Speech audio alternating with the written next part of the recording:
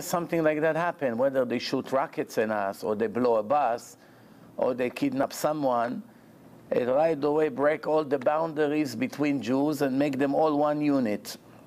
And then as soon as the problem is over, or forgotten, not always it's over, but sometimes it's forgotten after a while, all the politics return, all the sinat chinam returns, and it seems that some of us think maybe it's something that only happened in our days. Is it maybe something only happening in our days? Unfortunately, history repeats itself. Nothing is new. In the time of Prophet Yeshayahu, Prophet Isaiah, he's already spoke to us about this enemy that live among us. We dwell and we dream that we can make peace with them. We think we can solve the problems by negotiating with them. We can reach any kind of agreement. It shows that most of us, especially our government, they have no idea who we're dealing with. They did not learn who we're dealing with after 3,300 years that the same story repeats every generation. They still did not learn.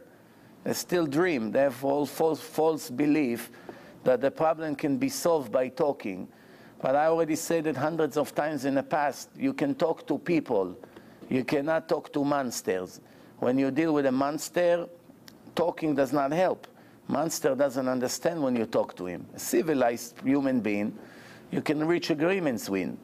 When you deal with murderers, that their entire agenda, the entire background, the entire foundation is based on murder, and besides that, they have nothing else to offer. Everything in their history from day one until today, it's all murder. Murder, murder, torture, kidnap, chop heads, blow out innocent people. Nothing else they know. Besides that, there's nothing else they contributed to humanity, if you can call it a contribution. Of course not. But there's nothing you can do. You're going to solve one problem, you're going to have another 5, you're going to solve the 5, you're going to have another 50. Nothing will ever be resolved by talking or trying to be nice to this kind of people. The prophet Yeshaya already wrote, Lachen shim'u dvar Hashem anshei latzon. Listen to the word of God. Anshei latzon means people that are not serious. I don't want to call them clowns. That's really what it means. But it's speaking, it's a little bit worse than that. It's kind of foolish people. Moshle Ha'am, the controller of the nation of Israel, what we call government today. Asher b'Yerushalayim, that sits in Jerusalem.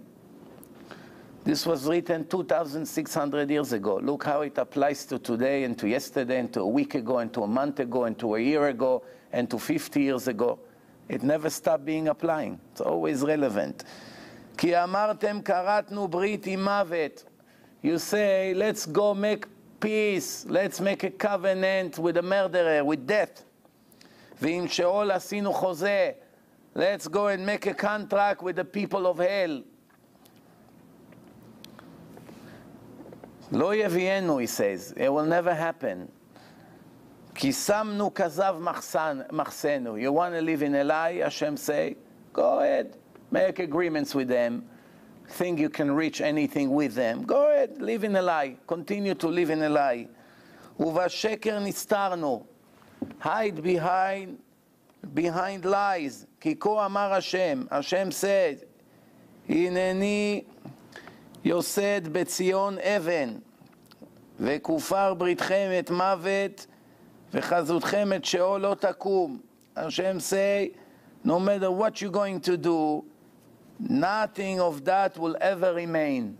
All these contracts and agreements and Oslo and the United Nations and all the nonsense around, it will never have any existence.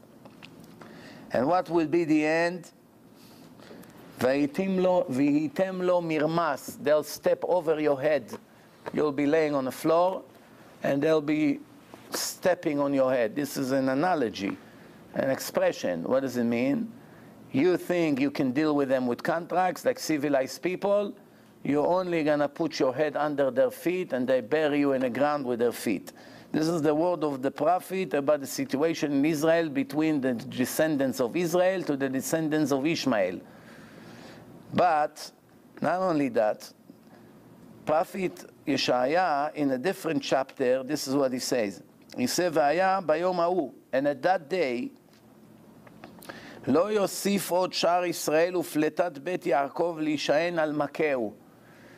And that day, there will be a day that the leftover from the children of Israel, the leftover, she'erit Israel means only the few will survive, not all. The ones who will survive after the tragedies, they will not continue to lean on the enemy that hit them.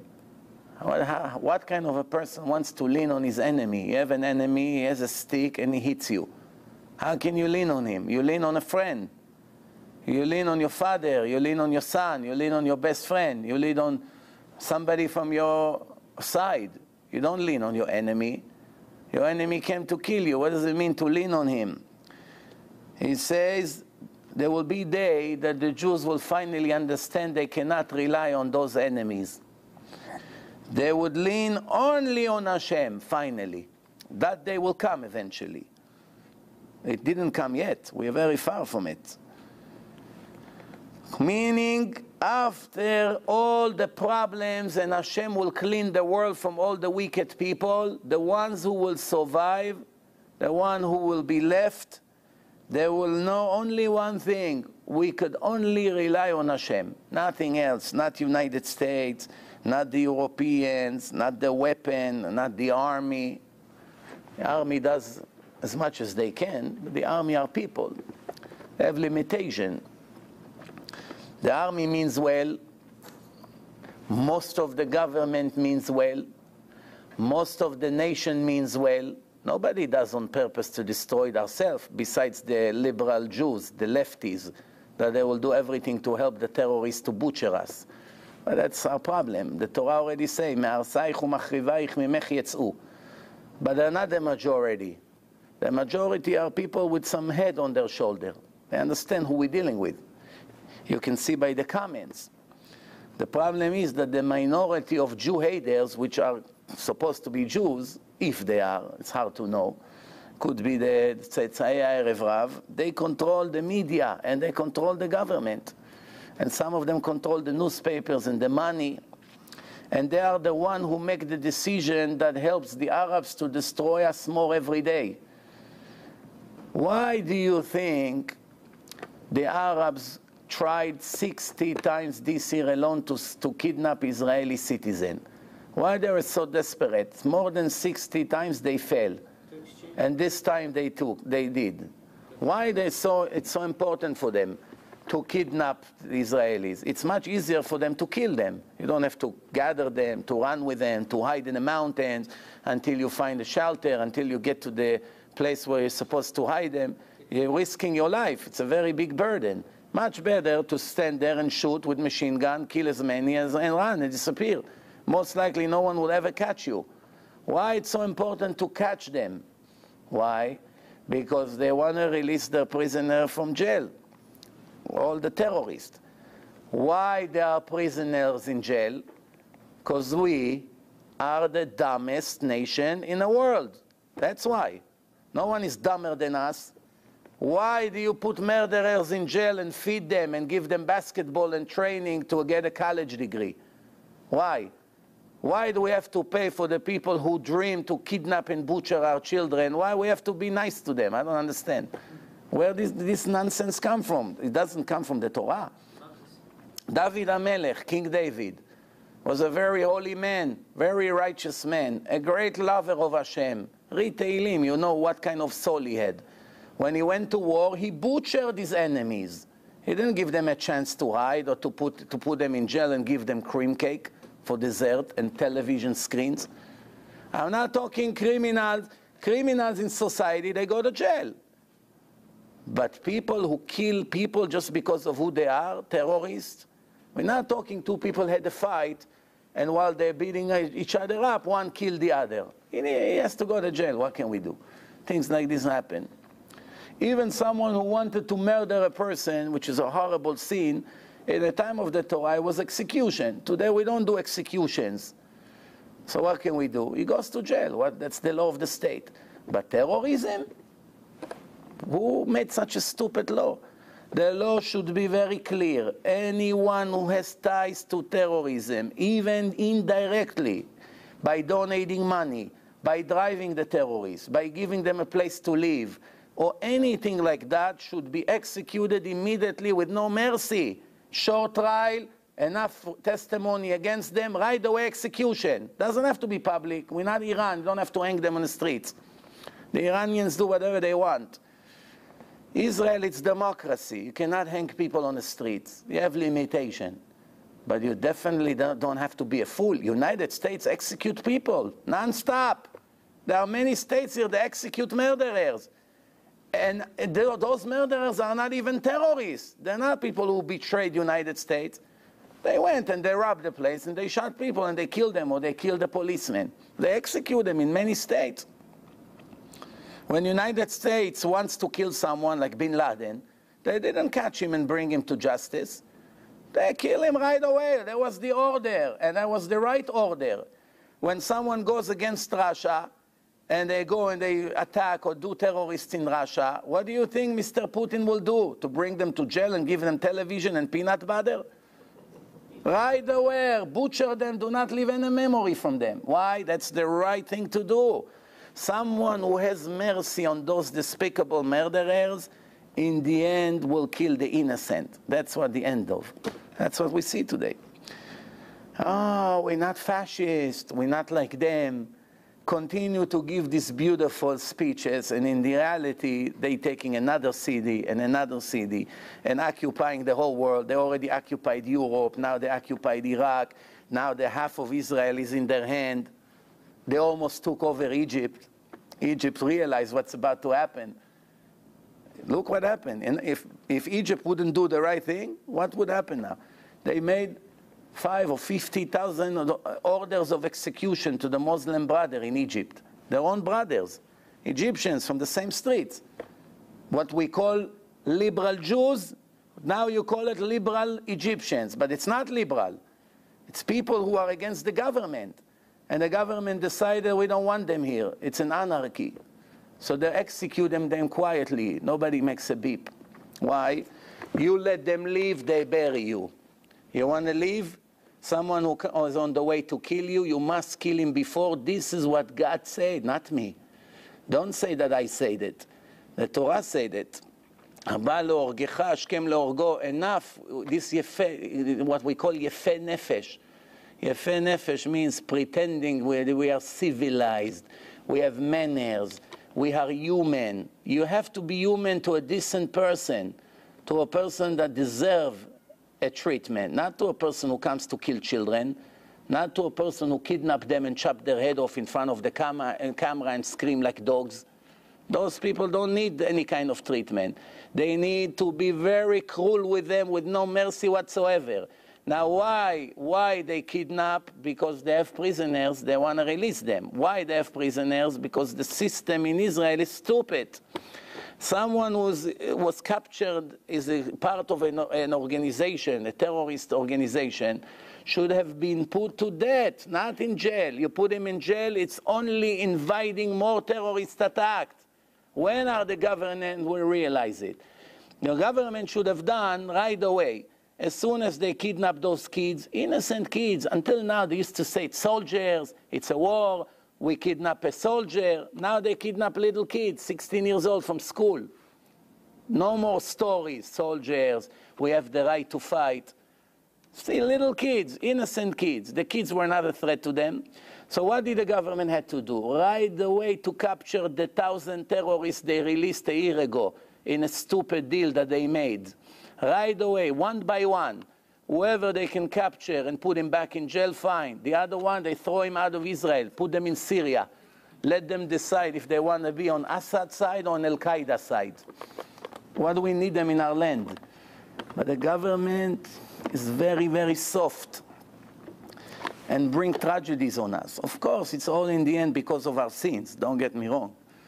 Politics is just the cover from the root of the problem. The root of the problem is our sins and the way we behave and our emunah and all that. The Midrash Tanchuma it says like this. It's in Parashat Shoftim. It says, En Israel nigalim, the salvation of the Jewish nation will not be ad sheyehu aguda achat, until there will be one group. If they divide it to many, many groups, the salvation won't come.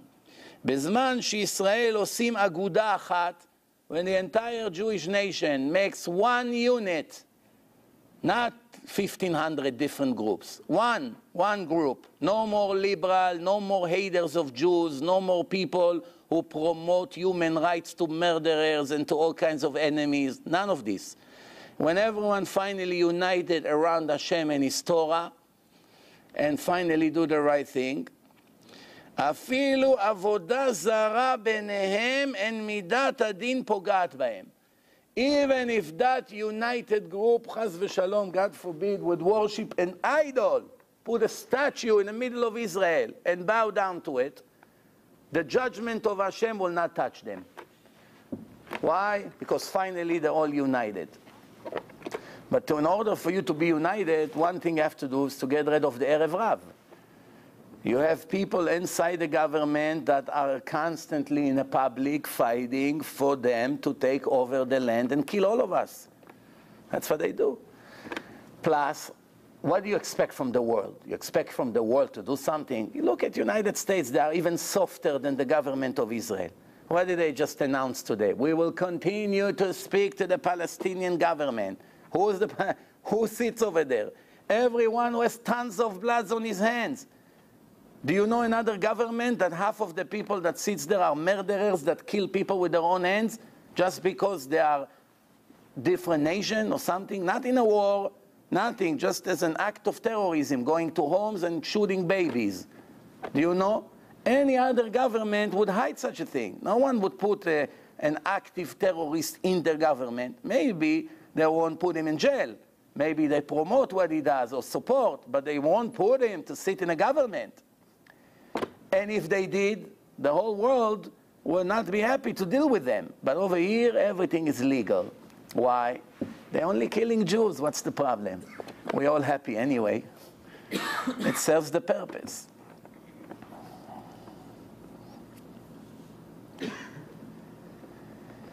So in that day, no one will already rely on the enemies and the supporters on the enemies. Everyone will finally realize now it's time to rely only on Hashem. It's beautiful how everyone gathered together in different places in Israel and pray, even people who don't know the kids. Just the fact that somebody, it's amazing. I mean, the amount of prayers all over the world for those kids, it's really impressive. But there is in a Torah, when Moshe Rabbeinu started to pray to Hashem before the war, Hashem told him, be quiet, now it's not the time to pray, now it's the time to do. Ma titzak elai. Just take them and start moving. You're in a battle now. Now you have to do something. Not just to stand all day and pray. Prayers, it's important. The women, the children, the old people, everyone has to stand and pray, of course. They cannot fight with guns now. But everyone who can fight has to do something. It cannot go on like this. But they continue to wait and wait, running around, looking for them in shelters. The problem could be solved in 1 hour.